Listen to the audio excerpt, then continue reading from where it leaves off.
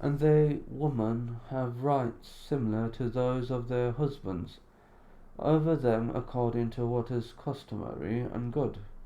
This very concise passage has gathered together wealth that would take great journeys to amass. It is a general principle that states that women are equal to men in all of their rights, except for one matter that Allah has expressed in the same verse by saying, "But men have a degree of responsibility over them."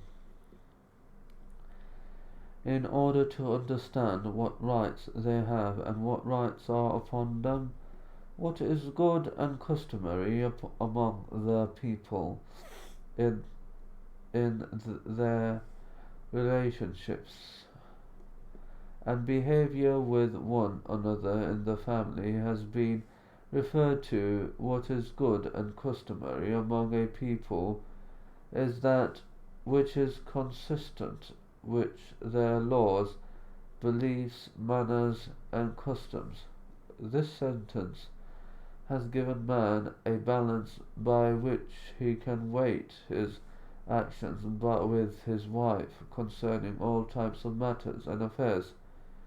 If he thinks about demanding something from her, he should recall that in parallel something similar and obligatory upon him. Thus Ibn Abbas said, "I beautify myself for my wife as she beautifies herself for me." The true Muslim recognizes the rights of his wife upon him. Again, Allah has said, "And they, women, have rights similar to those of their husbands over them, according to what is customary and good." The Prophet has also said, "Truly, you have rights upon your wives, and your wives have rights upon you." The aware Muslim always tries to fulfill the rights of his spouse upon him, without considering whether his own rights are fulfilled, as he is desirous of preserving the feeling of affection and mercy between them. Furthermore, he is also very desirous of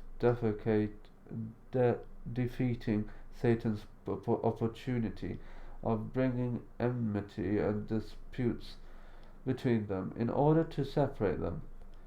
Since the religion is sincere advice, I shall mention the rights of the woman upon the man now, and follow that with the rights of the man upon the woman.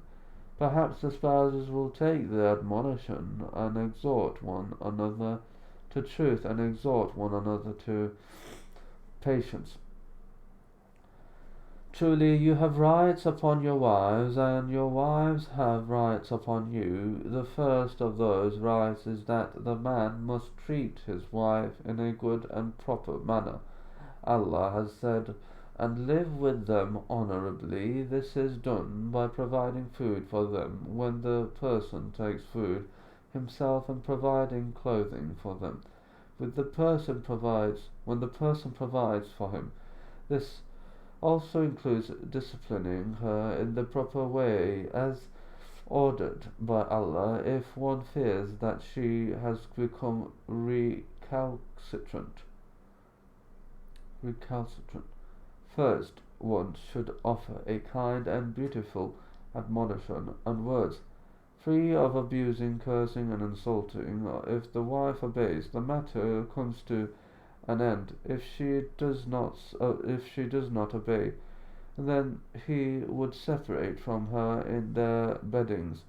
Again, if she then obeys, the matter comes to an end. If she remains recalcitrant,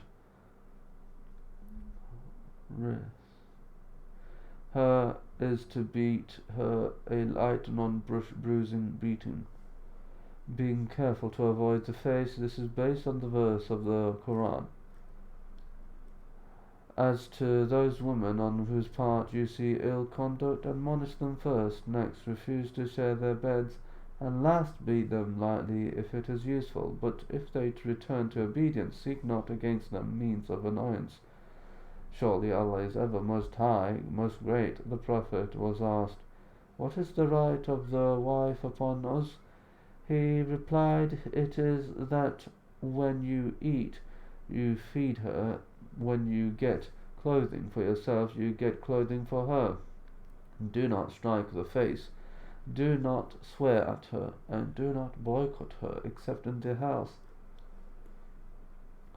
A manifestation of the perfection of one's manners and the growth of one's faith is that the man is very, very kind with his wife. The Prophet said, the believers with the most complete faith are the ones with the best behavior, and the best of you is the one who treats his wives with the best manners. Honoring the wife is an indication of a full and wholesome personality. Dishonoring her is a sign of one's cheapness and debased personality. Honoring includes being kind and tender with her and sporting with her. In imitation of the Messenger of Allah, the Prophet was very kind, and Aisha and even raced her. The Messenger of Allah raced with me, and I beat him. After I had put on weight, we raced again, and he beat me. He said, this was for that one.